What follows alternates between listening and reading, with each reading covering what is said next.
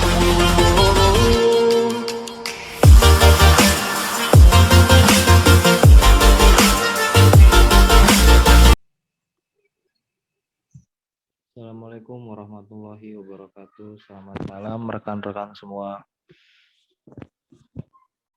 Saya perwakilan dari kelompok 3 ingin mempresentasikan tugas dari mata kuliah teknik pengambilan keputusan, yang dimana presentasi ini bertema pengambilan keputusan oleh dosen Putri Utami Ramadan MPD. Langsung saja saya bacakan nama kelompok.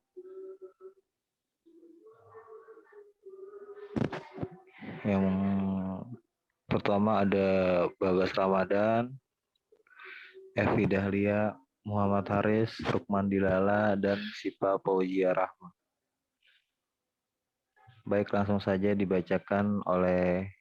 selanjutnya dibacakan oleh Evi Dahlia. Baik, topik yang akan dibahas yaitu A. Apa definisi dari keputusan dan pengambilan keputusan? Yang B. Apa fungsi dari pengambilan keputusan? Yang C. Apa fungsi pengambilan keputusan dan manfaat pengambilan keputusan? Yang D. Bagaimana urgensi mempelajari pengambilan keputusan? Di sini yang A. Definisi keputusan dan pengambilan keputusan, yaitu definisi keputusan adalah suatu reaksi terhadap beberapa solusi alternatif yang dilakukan secara sadar dengan cara menganalisa kemungkinan-kemungkinan dari alternatif tersebut bersama konsekuensinya. Setiap keputusan akan membuat pilihan terakhir dapat berupa tindakan atau opini. Itu semua bermula ketika kita perlu untuk melakukan suatu, tetapi tidak tahu apa yang harus dilakukan. Untuk itu, keputusan dapat dirasakan rasional atau irasional dan dapat berdasarkan asumsi kuat atau asumsi lemah. Nah, keputusan adalah suatu ketetapan yang diambil oleh orang yang berwenang berdasarkan kewenangannya yang ada padanya.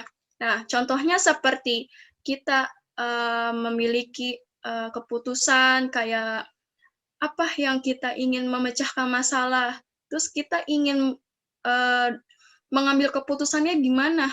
Nah, kita harus tahu di sini ada definisi keputusan, yaitu adalah harus suatu ketetapan yang diambil oleh orang yang berwenang. Nah, yaitu harus kita tetap berjalan mengambil keputusan itu apa. Dan kita itu harus tahu keputusan yang kita inginkan itu apa. Dan jadi jangan salah mengambil keputusan. Terus di sini ada yang B. Keputusan adalah hasil pemecahan masalah. Keputusan adalah hasil pemecahan masalah yang dihadapi dengan tegas, berkaitan dengan jawaban atas pertanyaan-pertanyaan mengenai apa yang harus dilakukan dan seterusnya mengenai unsur-unsur perencanaan. Dan dapat juga dikatakan bahwa keputusan itu sesungguhnya merupakan hasil pemikiran yang berupa pemilihan satu antara beberapa alternatif yang dapat digunakan untuk memecahkan masalah yang dihadapinya. Keputusan itu sendiri merupakan unsur kegiatan yang sangat vital. Ini biasanya merupakan keseimbangan antara disiplin yang harus ditegakkan dan sikap manusiawi terhadap bawahan. Keputusan yang demikian ini juga dinamakan keputusan yang mendasarkan diri pada human realitas. Mengambil keputusan sangat penting dalam manajemen dan merupakan tugas utama dari seorang pemimpin, yaitu manajer. Pengambilan keputusan decision making diproses oleh pengambilan keputusan decision maker yang hasilnya keputusan. Nah, akan dijelaskan oleh Siva Fauzia. Selanjutnya, fungsi pengambilan keputusan. Fungsi pengambilan keputusan yaitu sebagai pangkal permulaan dari semua aktivitas manusia yang sadar dan terarah baik secara individual maupun secara kelompok, baik secara institusional maupun secara organisasional. Tujuan yang bersifat tunggal, hanya satu masalah dan tidak berkaitan dengan masalah lainnya. Tujuan yang bersifat ganda, yaitu masalah saling berkaitan, dapat bersifat kontradiktif ataupun tidak kontradiktif. Menurut para ahli, yaitu Harold dan Krill O'Donnell mengatakan bahwa pengambilan keputusan adalah pemilihan di antara alternatif mengenai suatu cara bertindak, yaitu inti dari perencanaan. Suatu rencana tidak dapat dikatakan tidak ada jika tidak ada keputusan. Suatu sumber yang dapat dipercaya, petunjuk, atau reputasi yang telah dibuat. Selanjutnya, manfaat pengambilan keputusan. Manfaat pengambilan keputusan yaitu melatih untuk menyuarakan pendapat. Setiap orang pasti memiliki ide, pendapat, atau gagasan untuk mengambil suatu keputusan tersebut. Manfaat pengambilan keputusan ini untuk mempercepat penyelesaian masalah dan untuk memperkirakan masalah-masalah baru yang akan mungkin timbul sehubungan dengan alternatif yang dipilih. Manfaat pengambilan keputusan yaitu 1. Memecahkan suatu masalah yang belum terpecahkan. 2. Untuk tidak salah dalam mengambil keputusan. 3. Manfaat untuk menjaga suatu organisasi yang salah pengambilan keputusan. Selanjutnya akan dilanjutkan dengan Bagas.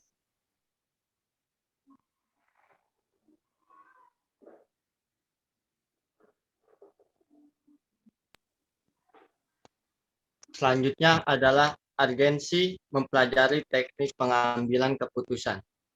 Dalam menghadapi tantangan pekerjaan, para administrator atau para manajer tentu akan aktif mencari cara-cara untuk meningkatkan aktivitas kerja mereka. Biasanya, usaha-usaha untuk meningkatkan prestasi kerja ini dilakukan antara lain melalui upaya meningkatkan kemampuan untuk membuat keputusan yang lebih bermutu. Para pembuat keputusan umumnya tidak mengetahui perbedaan yang begitu besar antara kualitas yang berpotensial dari suatu keputusan dengan kualitas keputusan yang nyatanya mereka buat ini. Disebabkan karena mereka tidak mengetahui atau tidak sadar akan adanya metode-metode yang bisa dipakai untuk meningkatkan kualitas dari keputusan. Ketidaktahuan ini disebabkan oleh banyak faktor, antara lain karena tidak pernah mendapatkan latihan tentang teori dan teknik pembuatan keputusan, tidak pernah bekerja sama dengan seorang manajer yang ahli dan berpengalaman dengan metode-metode pembuatan keputusan, dan karena kesibukan kerja yang tidak memungkinkan kegiatan belajar sendiri untuk meningkatkan keterampilan dalam membuat keputusan.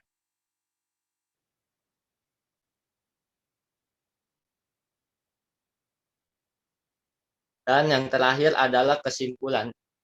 Keputusan merupakan hasil pemecahan masalah yang dihadapinya dengan tegas, dan pengambilan keputusan sebagai kelanjutan dari cara pemecahan masalah memiliki fungsi sebagai pangkal atau permulaan dari semua aktivitas manusia yang sadar dan terarah maupun secara organisasional. Keberhasilan suatu individu dan organisasi terletak pada pengambilan keputusan yang tepat. Maka itu, dalam pengambilan keputusan harus didasarkan faktor-faktor pengambilan keputusan dan teknik pengambilan keputusan yang tepat. Agar jika setiap individu dan organisasi dilanda masalah, maka akan mudah untuk mencari solusi alternatif yang ada dan risiko yang besar akan dapat dihindari. Terima kasih.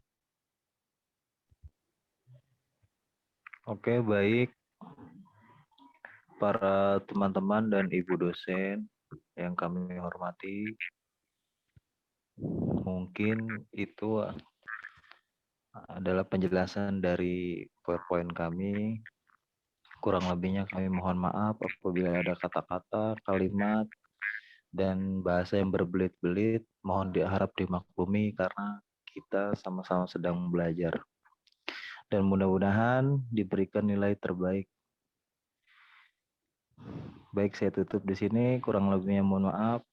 Wabillahi taufiq wal hidayah. Wassalamualaikum warahmatullahi wabarakatuh. Waalaikumsalam warahmatullahi wabarakatuh.